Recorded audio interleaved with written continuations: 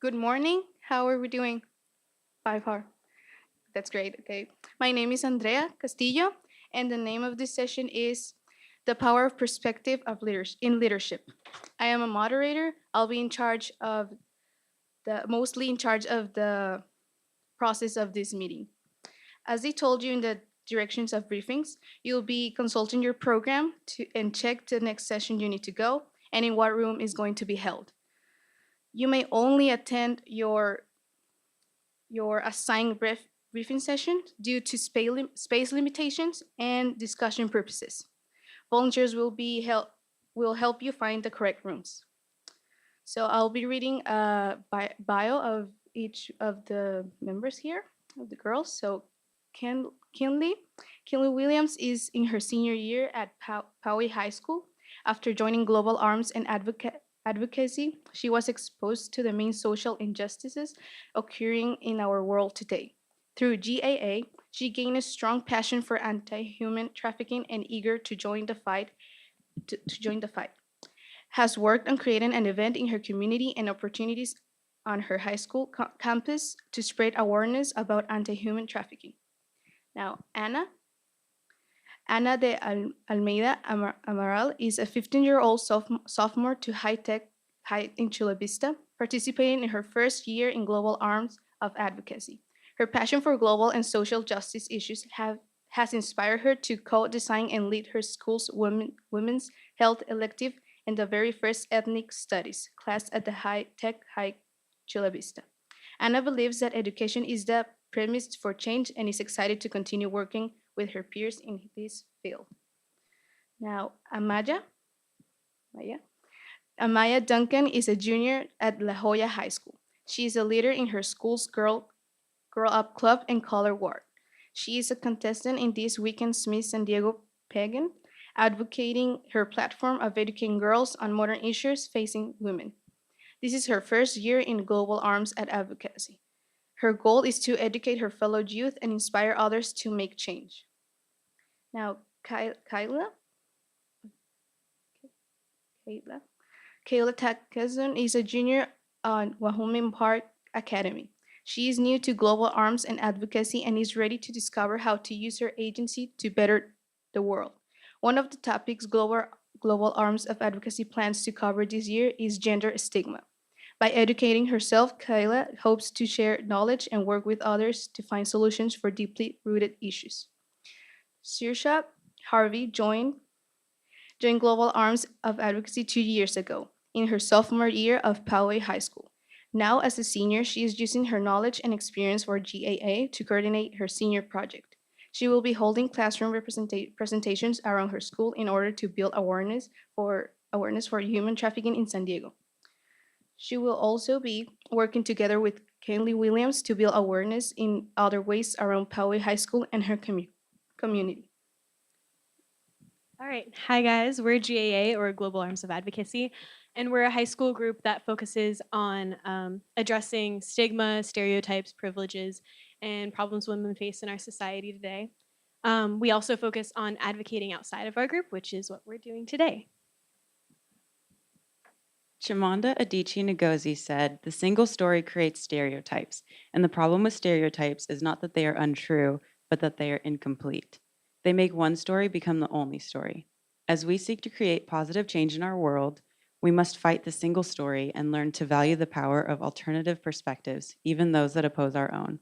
In this workshop, you'll begin to understand how your identity shapes your perspective, practice actively listening and seeking to understand opposing perspectives, and we hope leave feeling empowered to advocate for the issues you're passionate about." So, why the questions on the board, you might ask? We know that our experiences contribute to our beliefs, and our beliefs impact our opinions on tough topics, and often influence how we interact with others. Leadership includes communicating, connecting, and collaborating with others. So, understanding where you come from and what you bring to the table is fundamental to good leadership. So now we're going to take a moment to discuss the questions on the board up here. Personally, one thing that my parents / the media has told me that's influenced my life is that I have to be good at math to be successful. But as I go through school, I realize that some people are good at science and some people are good at history. So when I lead other people, it's important to recognize different types of intelligences. For what's an experience that has made you who you are today? I've played sports since I was about 4 years old, so I am familiar with what the feeling is to be on a collaborative team and work towards collaborative goals instead of personal goals. What this means as a leader is if you're attacking personal goals instead of collaborative goals, your team is probably unlikely to follow you unless they have the same goals. So focusing on collaborative goals instead is probably a better way to achieve success.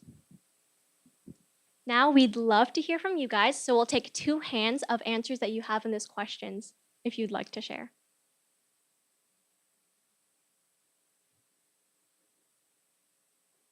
Great, we can move on to our next activity then.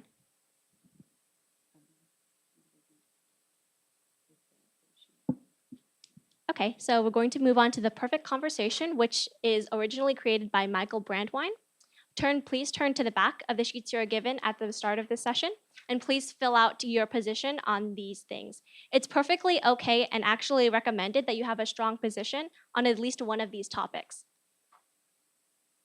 My friend Kinley over here, once you're finished with filling out these in 3 minutes, we'll explain how to have the perfect conversation.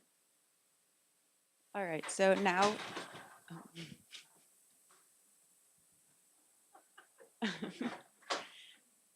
Now we're going to demonstrate for you the exercise we're going to be doing called The Perfect Conversation by Michael Brandwine. So now that you guys have filled out your sheets, you're going to pair up with someone that has a opposing opinion on a topic, and we'll pair up later, but first we're going to demonstrate. So Saoirse in this activity is going to be partner A, and Kyla's going to be partner B. So the topic is cats are better than dogs, and you guys disagree. So first, Saoirse being partner A is going to explain her position on the topic to Kyla, and Kyla gets to listen, and she's not allowed to speak while Saoirse explains. You have 2 minutes. All right. Personally, I disagree with the statement that cats are better than dogs because dogs have been widely known as the man's best friend, and I believe that extends to women, obviously, as well.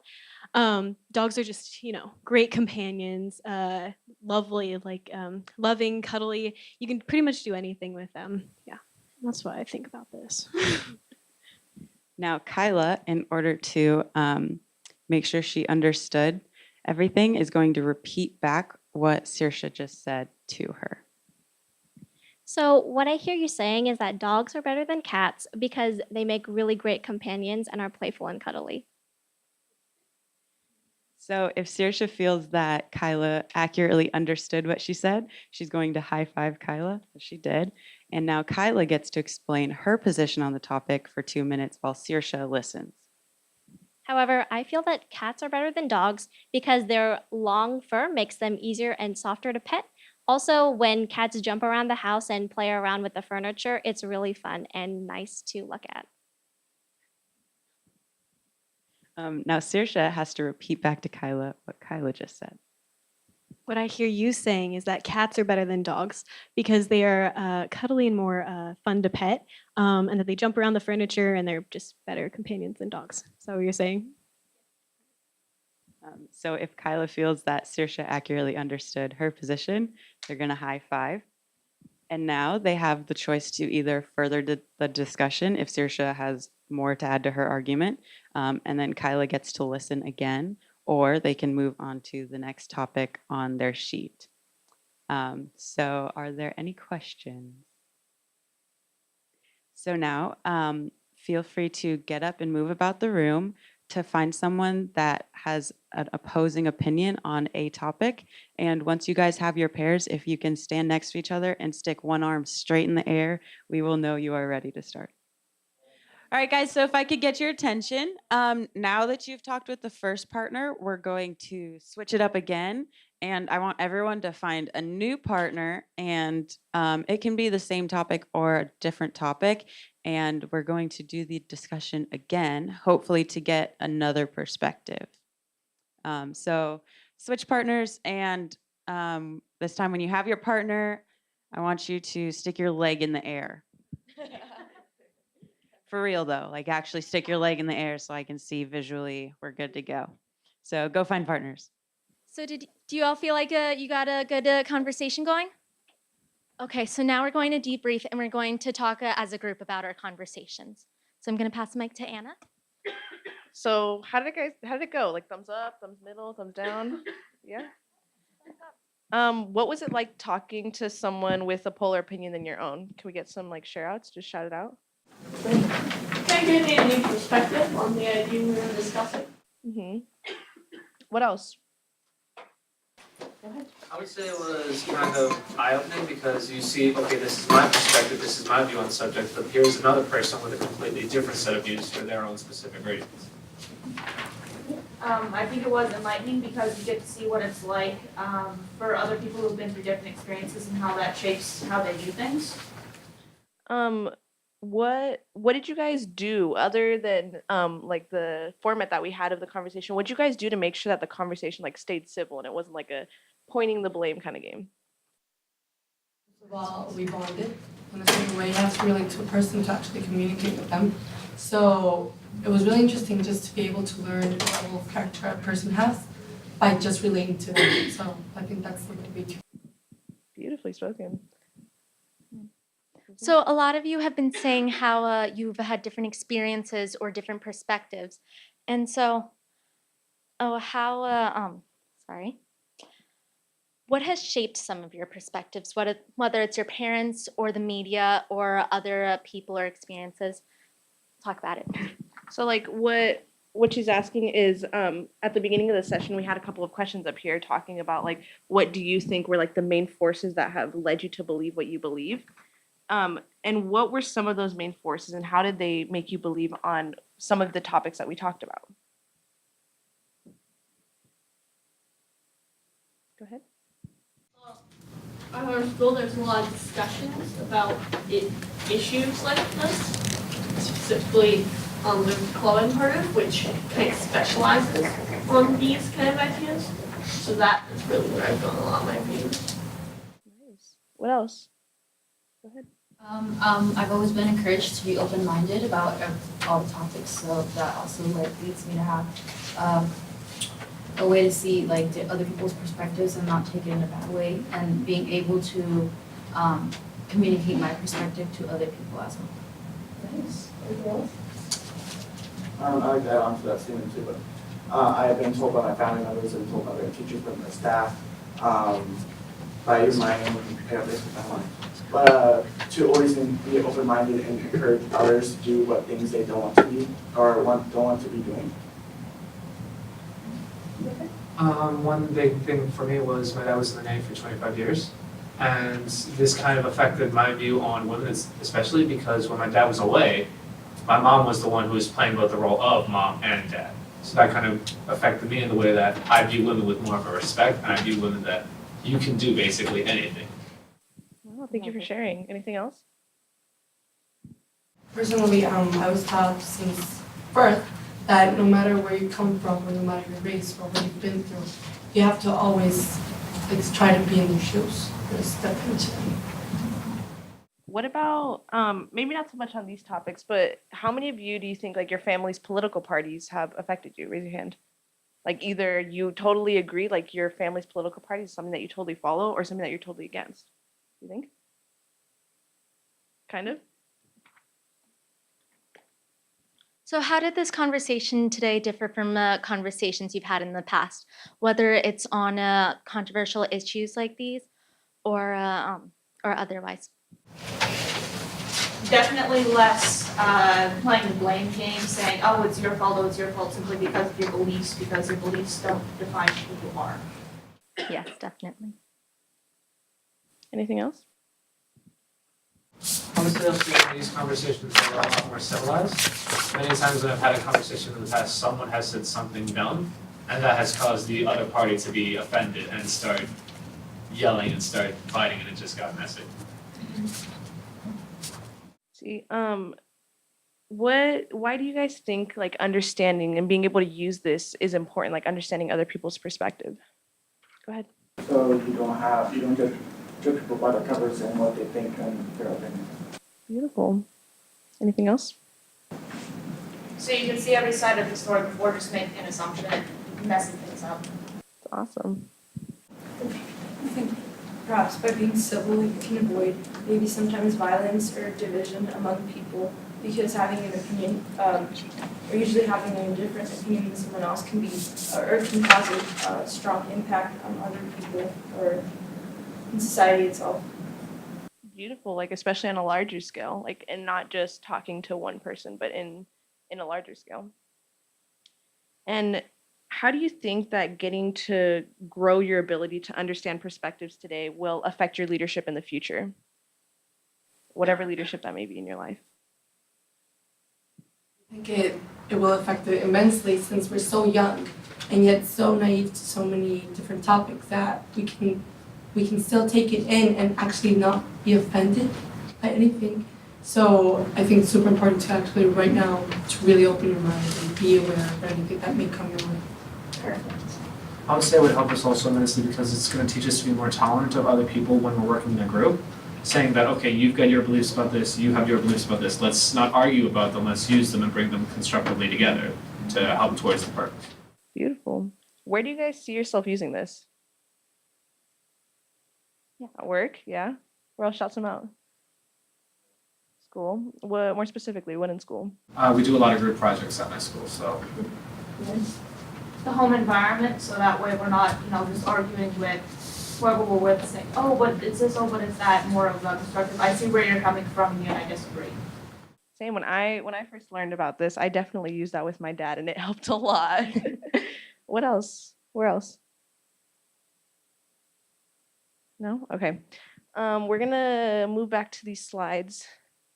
Okay, we're gonna ask you to think back at these questions, look back at the answers that you gave, and turn to someone next to you and talk about them. Just have a quick discussion about these questions that we asked at the beginning. Go ahead. Okay, can you wrap up your conversations for me, please? If I can have your attention, please. Thank you, thank you. So can we get a couple of hands just sharing out either what you or your partner said about these, some of these questions that we had up here that we answered at the beginning? Go ahead. Two criteria that shape our identity could be the social structure that we're with, our peers, our teachers, the people who traditionally teach us how to do stuff, such as, like in kindergarten, we're taught how to share, what 1 + 1 is, all that basic stuff. And then growing up, it gets reinforced more and more. Like, say you go to a gender-specific school, say, for me, I would go to an all-female school. I go to a public high school, but that kind of thing can generally reinforce, hey, this is your gender role, this is the only thing you can do. And that can shape your identity by saying, oh yeah, I can do that, or it can shape your identity by saying, no, I don't want to do that, and resisting it with what you have. If you don't mind, do you have one personally that you could share with us? Like your response to that question? One, as a person I talked to, or a person that falls No, like what one of your 2 criteria that shape your identity? my 2 criteria. Definitely my peers, the people I call my friends, because we're not conforming, we're not, typically girl, like, yes, I'm wearing a dress, that's because it's cute. Of course. The people that I'm friends with, these are the men who like to sew and the women who like to skateboard. They are the people who, their parents are very traditional, but they don't want to be traditional, so they don't. Nice. Can we hear from another one? Someone who hasn't spoken yet.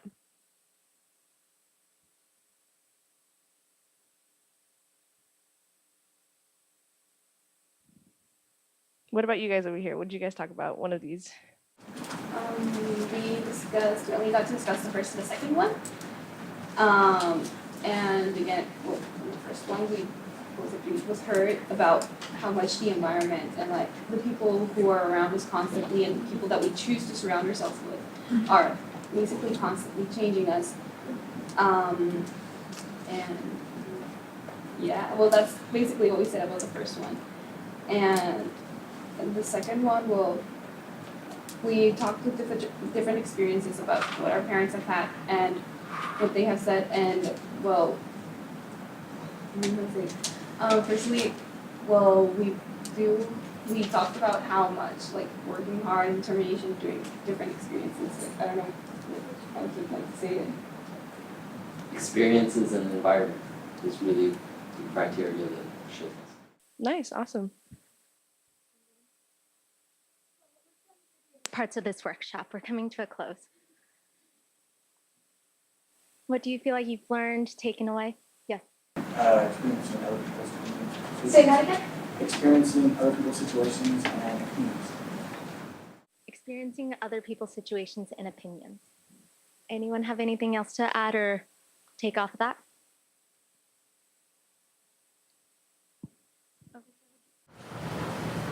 I just definitely say that listening to other people's perspectives and their opinions really opened my eyes to kind of see both sides of the story.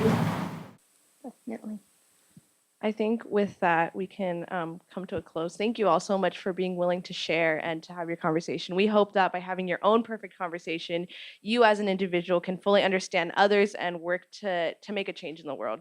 Thank you so much for your attendance and your participation today. Thanks for coming. Enjoy the rest of your day. Thank you.